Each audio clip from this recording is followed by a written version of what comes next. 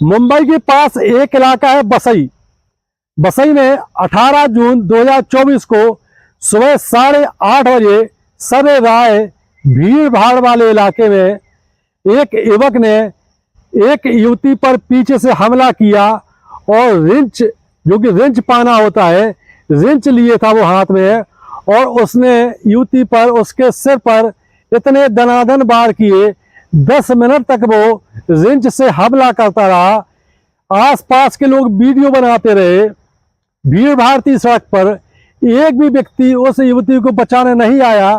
आसपास की दुकानें भी खुल चुकी थी, लेकिन कोई दुकानदार उस युवती को बचाने नहीं आया। एक व्यक्ति ने जरूर हमलावर को रोकने का प्रयास किया, तो उसने उसको धमका दिया। इसके बाद वो भी चला गया और सभी लोग वीडियो बनाते रहे। 10 मिनट तक वो युवक उस युवती पर दनादन रिंच से हमला करता रहा और युवती की वहीं पर मौत हो जाती है, खून से लथपथ हो जाती है। और ये व्यक्ति वहीं उसके बगल में बैठ जाता है और बोलता है कि तूने ये क्या किया? ये युवती कौन है? ये युवक कौन है? इतने निर्मम तरीके से उसने हत्या क्यों की? आइए जानते हैं।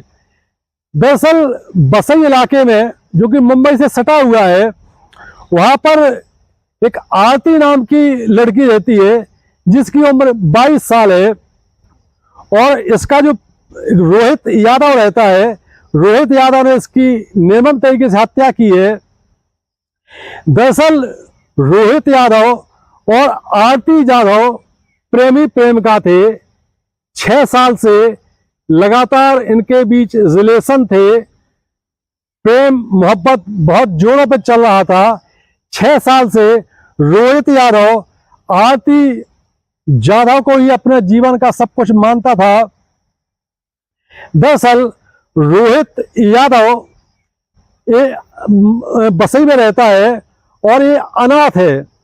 किसी यादव फैमिली ने इसको गोद ले लिया था, लेकिन उसके बाद इसके जो पेरेंट्स थे जिनने गोद लिया था उनकी मौत हो गई और ये बचपन से ही संघर्ष करता हुआ किसी प्रकार सरवाइव करके यंग अवस्था में आ गया।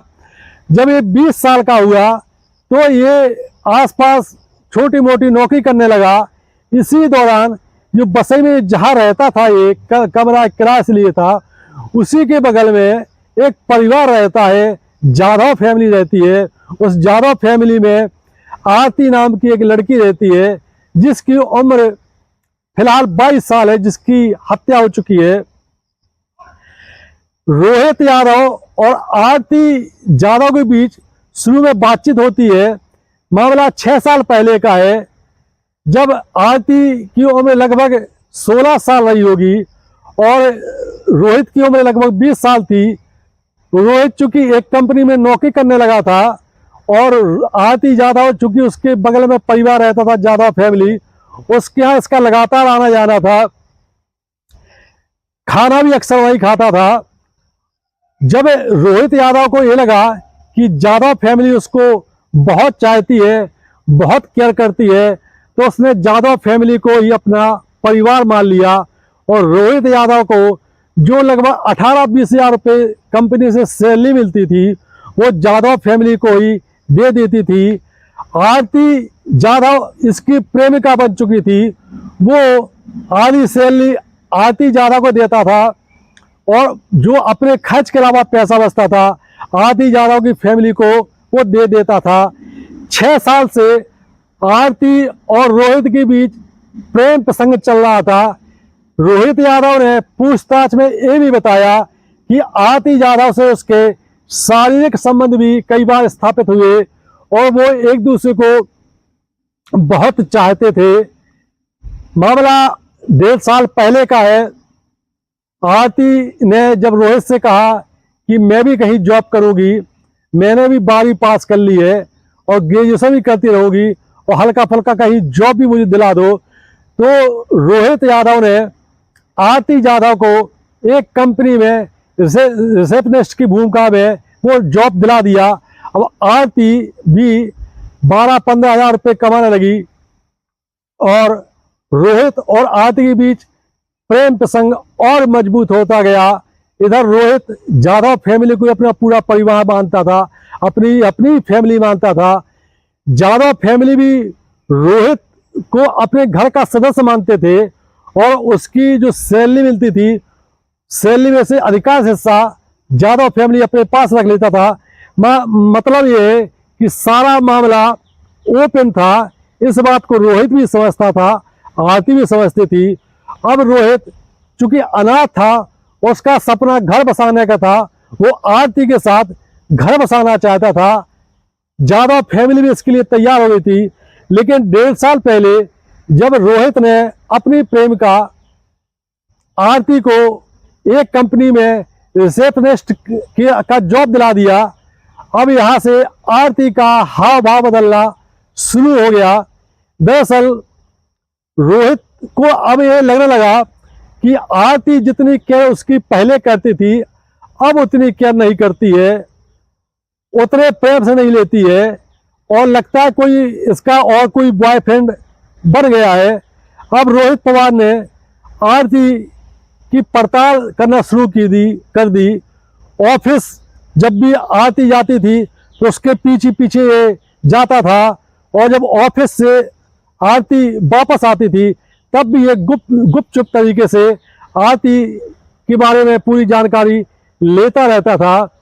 जब रोहित को ये पता लगा कि आरती का किसी एक लड़के से और चक्कर शुरू हो गया है, वो लड़का अक्सर इसको घर से लेने आता है ऑफिस के लिए, और ऑफिस से भी अपनी बाइक से घर छोड़ने जाता है। इसलिए एक दिन रोहित ने आरती से अपने दिल की बात कही कि तुम्हारे और हमारे बीच लगता है वो बात नहीं रह गई है, हम तो तुम्हें वैसा ही चाहते हैं, लेकिन तुमने लगता है मुझे धोखा दे रही हो।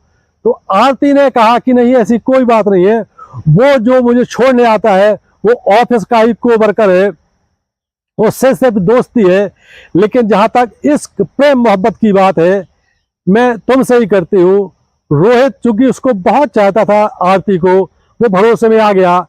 लेकिन कहते हैं कि जब शक एक बार हो जाता है तो वो शक गहराता ही जाता है।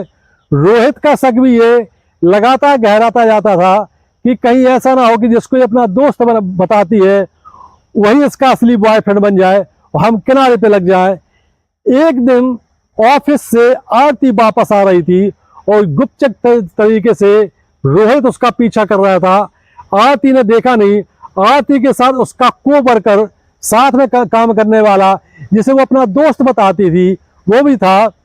दोनों एक पार्क में जाते हैं और रोहित भी पीछे पीछे चुपचाप तरीके से देखता है। पार्क में आरती और उसका जो नया बॉयफ्रेंड है वो आपत्तिजनक अवस्था में होता है। ये देख करके रोहित का खून खौल जाता है। रोहित घर पे वापस आता है और शाम को आरती से विवाद करता है, बताता है कि हमने जो देखा आज पार्क में वो उस पर हमें भरोसा नहीं हो रहा है। आरती ने फिर सफाई दी कि ऐसा नहीं है, वो सिर्फ और सिर्फ मेरा दोस्त है, जबकि प्रेम प्रसंग हमारा सिर्फ तुमसे ही चल रहा है, किसी और से नहीं है।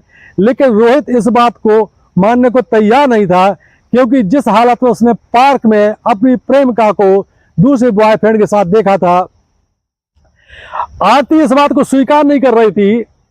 अब रोहित चूंकि 6 साल से इतना ज्यादा इंटीमेट हो गया था आरती से कि वो इस बात को बर्दाश्त नहीं कर सकता था कि एक किसी और की हो जाए, तो उसने एक दिन आरती से घर में ही मारपीट कर दी और उसको कहा कि तुमने मुझे धोखा दिया है।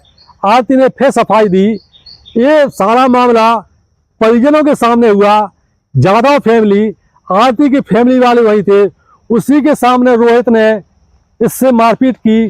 परिजनों ने बीच बचाव किया, किसी प्रकार मामला आगे बढ़ा।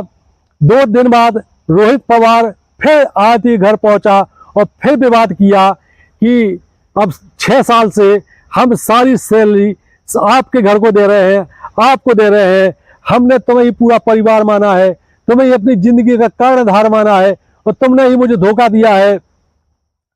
इस प्रकार वो आरती से फिर मारपीट करने लगा, तो परिजनों ने फिर बचाया।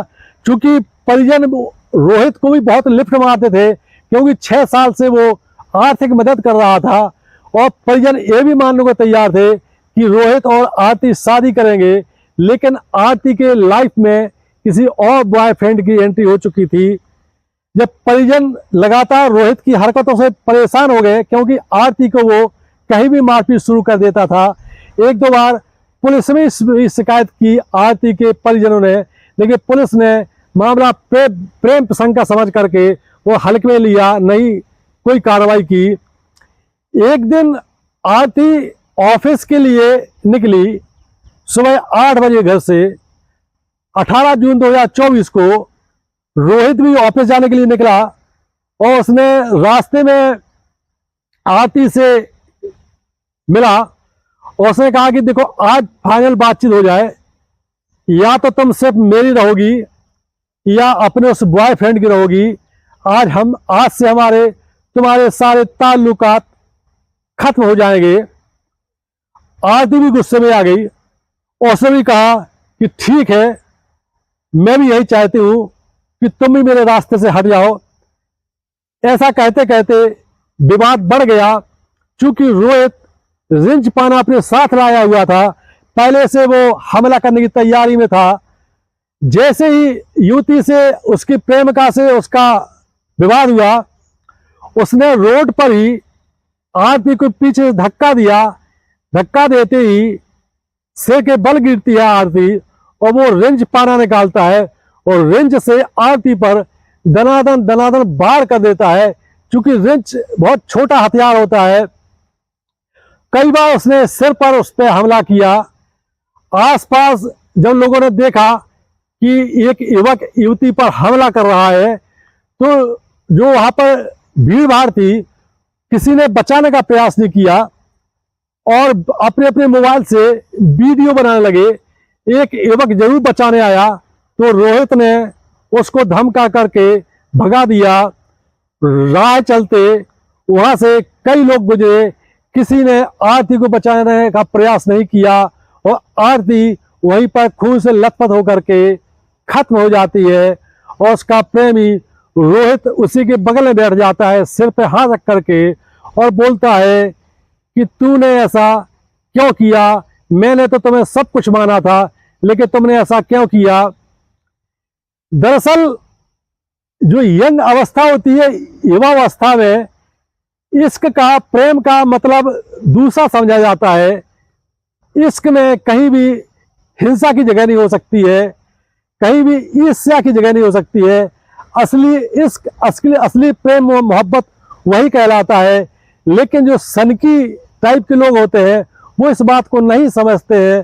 तो वीडियो बनाने का मकसद और कहानी सुनाने का मकसद यही है कि प्रेम करें, इश्क करें, कोई दिक्कत नहीं है, लेकिन ये जरूर देख लें कि सामने वाला कोई सनकी तो नहीं है और उसकी जो गतिविधियां हैं पहले से कुछ ज़्यादा खूंखार या आक्रामक तो नहीं होती जा रही है। तो सावधान रहें, अलर्ट रहें, खुद को सुरक्षित रखें और आसपास वालों को भी सुरक्षित रखें। आपको ये वीडियो कैसा लगा?